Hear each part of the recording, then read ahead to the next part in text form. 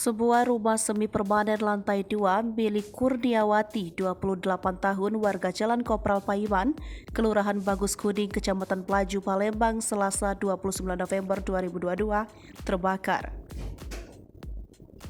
Informasi yang dihimpun dari sripoku.com, api pertama kali diketahui oleh saksi yakni Martini yang merupakan tetangga korban, di mana saat itu dirinya sedang menjaga warung, lalu tiba-tiba terlihat dari aliran listrik samping rumah ada percikan api yang kemudian semakin membesar.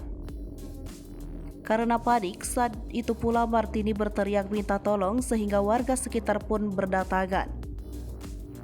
Dengan alat seadanya dan dibantu petugas PBK serta 10 mobil damkar, api berhasil dipadamkan sekitar pukul 9:45 waktu Indonesia bagian Barat. Tak ada korban jiwa dalam peristiwa ini. Namun, satu unit rumah korban berukuran 9x12 meter yang dihuni oleh 3 kepala keluarga habis terbakar. Di tempat yang sama, Kurniawati mengatakan saat terjadi kebakaran dirinya sedang berada di lantai 1 rumah. Sementara Kapolsek Pelaju, AKP Frimansyah didampingi Kadit Res Ibda Husin mengatakan, ketika mendapatkan ada informasi kebakaran di kawasan itu, pihaknya bersama Inafis Polrestabes Palembang langsung mendatangi TKP untuk melakukan evakuasi.